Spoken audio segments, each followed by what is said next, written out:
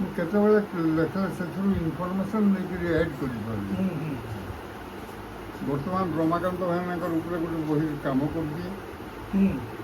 ଗୋଟେ ବହି ପ୍ରିଣ୍ଟ ହେଇଛି ମାଟି ଆଜି ଡାକେରେ। ସେ ବହିଟି ରିସେଣ୍ଟ ବହି। ଗୋଟେ ବହି ଅଗଷ୍ଟ 15ରେ ରିଲିଜ୍ ହେବ ଇଏରେ ବ୍ରହ୍ମପୁରରେ। ସେଟା 550 ପେଜର ବହି।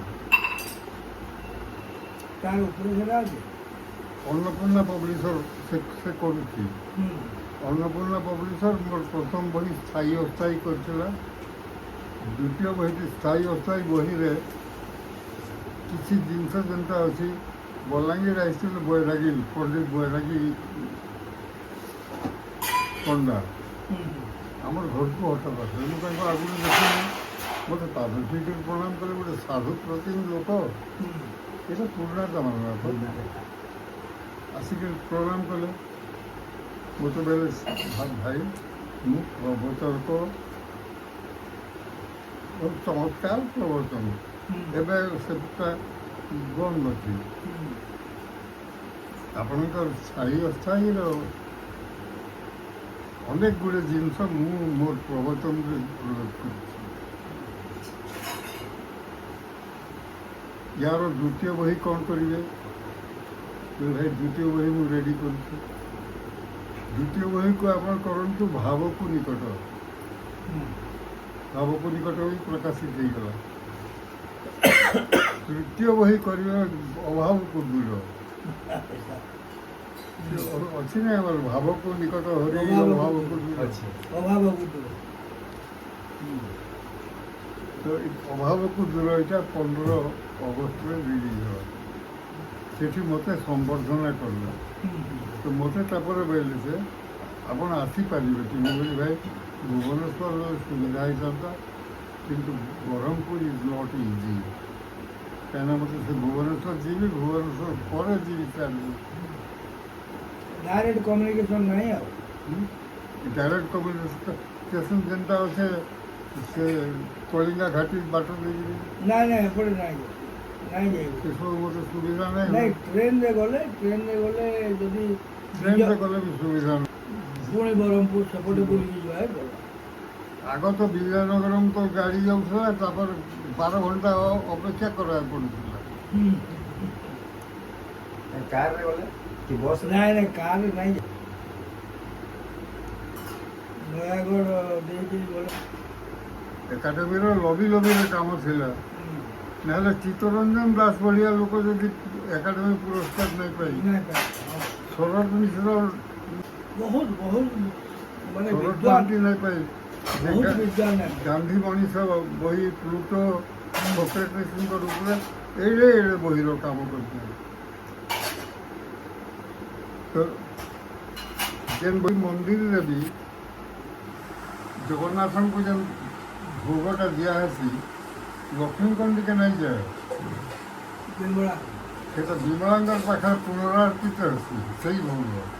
ତାପରେ ଯାକ ସେ ମହାପ୍ରସାଦ ହେଉଛି। ମହାପ୍ରସାଦ ହେସି। ଏଇଟା ହେବ ରିସେଣ୍ଟ। 5ଟା କପି ଆସିଥିଲା। ଗୋଟେ କପି ଏଇଟା ମୋର ଲାଗି ରଖିଛି। ଗୋଟେ କପି ତାଙ୍କୁ ଦେଇଛି। ଗୋଟେ କପି ଧନେଶ୍ୱର ସାହୁଙ୍କ ନିଜେ ପଠେଇ ଦେଇଛି। ତାକୁ କହିଛି ଭାଇ ଆଉ କିଛି ବହିରେ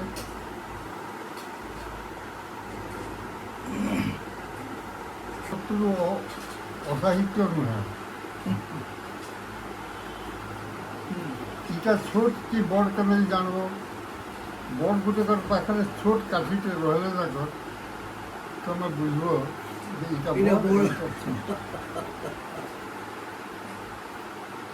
ତେଣୁକରି ଅସାହିତ୍ୟ ଗୋଟେ ଯଦି ଥିବା, ତାହେଲେ ତମେ ସିନା ସାହିତ୍ୟକୁ ବାରି ଦେଇପାରିବ।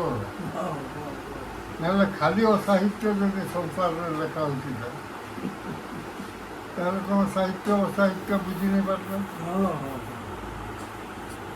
ତେଣୁ ଚାଣକ୍ୟ ନୀତିର ଗୋଟେ କାମ ଏବେ ସାରିଲି ଗତକାଲି। ରମାକାନ୍ତ ଭାଇନାଙ୍କର ବହି ଉପରେ ଏବେ କଥା ହେଉଥିଲି। সেটা পথিକ প্রকাশনী ছাপুছি আর মুই মোর জীবন তো গোটে পয়সা মোর বহি ছপারে খরচা ସବୁବେଳେ ଯିଏ ହେଲେ ଚପେଇଯାଏ ଆଉ। କାହିଁକି ପାଠକମାନେ ଡିମାଣ୍ଡ ମାଟିଆଜି ଡାକେ କାମରେ ଅଭାବକୁ ଦୂର ଯେତେବେଳେ ବ୍ରହ୍ମପୁରରେ ପୁସ୍ତକ ମେଳା ସେଟା ହାଏଷ୍ଟ ସେଲ୍ର ପୁରସ୍କାର ପାଇଲା ଆମର ଉମାପ।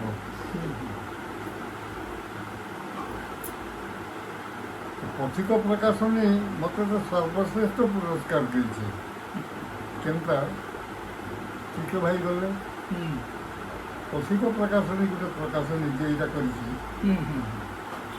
ସେ କେବଳ ଚିତ୍ର ଭାଇର ବହି ଛାପଛି। ଚିତ୍ର ଭାଇର ବହି ନା ବିକ୍ସି ଆର୍ସ ତାର ଅନୁଷ୍ଠାନ ଚାଲିଛି। ବାଃ। ଚିତ୍ର ଭାଇ ଯେତେବେଳେ ଗଲେ ମୋର ପାସକୁ ପଳେଇ ଆସିଲା। ଚିତ୍ର ଭାଇ ବେମାର ପଡ଼ିଥିବା ସମୟରେ ଚିତ୍ର ଭାଇ আর মুই মিশিকরি ଗୋଟେ ବହି କରିଛୁ। ସେ ବହିଟା ସେ ଛାପିଥିଲା ଯେହେତୁ ଚିତ୍ର ଭାଇ ଥିଲେ ମହାଭଟ୍ଟ ନୀଳମଣି ସାହୁଙ୍କୁ ସେଟା ସମର୍ପିତ। ମୋ ପାସକେ ପଳେଇ ଆସିଲା ମୋତେ କହିଲା ମୋ ପାଦ ଚିନ୍ତିତ ପ୍ରଣାମ କଲା ଭାଗିନରେ ସେ ଜଣେ ବିଦ୍ୱାନ ଏମ୍ ଏ ପାସ୍ କରିକି ଗୋଟେ ଜାଗାର ପ୍ରଫେସର ଥିଲା ଛାଡ଼ି ଦେଇକି ବହି ଦୋକାନ କରିଛି। ପାଦ ଚିନ୍ତିତ ପ୍ରଣାମ କଲା ଆପଣଙ୍କୁ ମୁଁ କେମିତି ଚିହ୍ନିଲି ଆପଣଙ୍କ ଲେଖାରୁ ଚିହ୍ନିଲି ମୁଁ ଚିତ୍ର ଭାଇଙ୍କ ମୁହଁରେ ଚିହ୍ନିଛି। ସେମାନେ ତ ଯୋଗୀ ଲୋକ ଚିତ୍ର ଭାଇଙ୍କ ଯୋଗୀ ତପସ୍ୱୀ ଲୋକ। ମୁଁ ତାଙ୍କର ଘରେ ଯାଇକି ମୁଁ ଭୁବନେଶ୍ୱର ଗଲେ ପ୍ରଥମ ଚିତ୍ର ଭାଇଙ୍କ ଘରକୁ ଯିବି ତାପରେ ରମାକାନ୍ତ ରାଣାଙ୍କ ଘରକୁ ଯିବି। ଚିତ୍ର ଭାଇଙ୍କ ଘରକୁ ଗଲି ଯେତେବେଳେ ଚିତ୍ର ଭାଇ କାଳକୁ କଜଳ ଆର୍ଟିକଲଟି ଲେଖିଥିଲେ। ଇଏ ବି ମୋର ସାଙ୍ଗରେ ଥିଲେ ଉଷାରାଣୀ ଦାସ ବଲାଙ୍ଗୀରରେ ତାଙ୍କର ଫାର୍ଷ୍ଟ ଆପଏଣ୍ଟମେଣ୍ଟ ଡାକ୍ତରାଣୀ ସେ ଆମର ପରିବାରର ଗୋଟେ ଅଙ୍ଗ ହେଇକି ଥିଲେ। ଏ ଦୁଇ ଭଉଣୀ ତାଙ୍କରି ପାଖରେ ବସିଲେ ଆମର ଚର୍ଚ୍ଚାରେ କାମ କରୁଥିଲେ। ଆମର ଚିତ୍ର ଭାଇ ପାଖରେ ଚିତ୍ର ଭାଇ ସୁସ୍ଥ ଅଛନ୍ତି ମୋତେ କହିଲେ ସିନେମା କରୁ ଭୀମ ଭୋଇଙ୍କୁ ଯେକୌଣସି ଭାଷାରେ ଅନୁବାଦ ହେଲେ କେହି ବୁଝିବେନି। ଯେମିତି ଗୋଟେ ଗୁରୁ ତାର ଶିଷ୍ୟମାନଙ୍କୁ କହୁଛି ଗଦ୍ୟ ରୂପାନ୍ତରଣ ହେବ।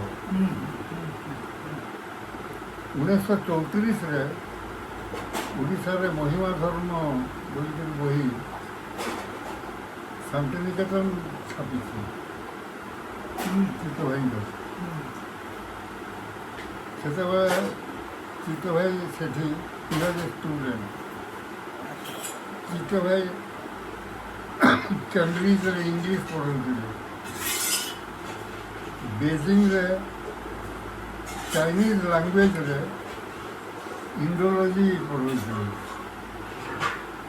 ଫିଲୋସଫି ଆଣ୍ଡ ଲଜିକ୍ ଅରୋଭିଲାରେ ପଢ଼ଉଥିଲେ, ପଣ୍ଡିଚେରୀ ଡେନମାର୍କରେ ପଢ଼ଉଥିଲେ ଇଣ୍ଡୋଲୋଜି ସେଟା ଡେନିଶ ଲାଙ୍ଗୁଏଜରେ, ସୁଇଜରଲ୍ୟାଣ୍ଡ ୟୁନିଭର୍ସିଟିରେ ପଢ଼ଉଥିଲେ ସୁଇସ୍ ଲାଙ୍ଗୁଏଜରେ। କି ଲୋକ ଭାବ। ମୁଁ କହିଲି ଭାଇ ଆପଣ ସିନା କହିଦିଅନ୍ତେ ଆମକୁ ଆମ ଭଳିଆ ଅଭାବ ଅଭିଜ୍ଞ ଅକିଞ୍ଚନକୁ କାହିଁକି ଛାଡ଼ନ୍ତୁ ଆପଣ ଆପଣଙ୍କର କଳନା କରିପାରିବେନି। ଗୋଟେ କାମ କର ନିଜେ କରିବ ଆଉ ମୁଁ ରହିବି ନାହିଁ। 15 ଦିନ ପରେ ତାଙ୍କର ଦେଶ ସେ ସୁସ୍ଥ ଥିଲେ ପୁରା। ହଁ ସେମାନଙ୍କୁ ଯୋଗୀ ତପସ୍ୱୀ ହଁ, ହଁ। ଯୋଗ ଜନ୍ମା ଲୋକ ତ। ସେତେବେଳେ ସେ ଭାଗ୍ୟଧରକୁ କହିଲେ ତମେ ଦେଖ ମୋତେ ତମେ ଯେଉଁ ରୂପରେ ଗ୍ରହଣ କରିଛ ସେଇ ରୂପରେ ଶ୍ରୀନିବାସ ଭାଇକୁ ଗ୍ରହଣ କରିବ। ମୋ ପାଖରେ ଭାଗ୍ୟଧର ଭାଇ ପଳେଇ ଆସିଲା। প্রথম বইটি ছাপা হল 3/10 বাংলা, সেটা সমর্পিত হইতেছে চিত্র ভাইকে, ত্রুটি চিন্তামণি গদ্য ভাস্য। আচ্ছা। তারপরে পরে কবির করি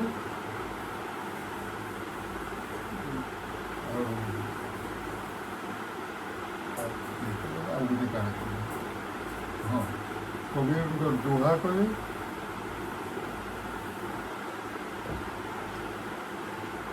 ବିବରଣୀ କଲି, ବିବରଣୀ ଏବେ ଚାଣକ୍ୟ ନୀତି ତାକୁ କରିକି ଚାଣକ୍ୟ ନୀତି ପ୍ରେସ୍ ରହିଛି।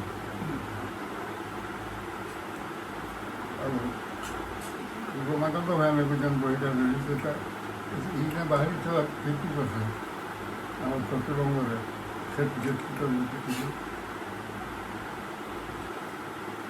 ସେ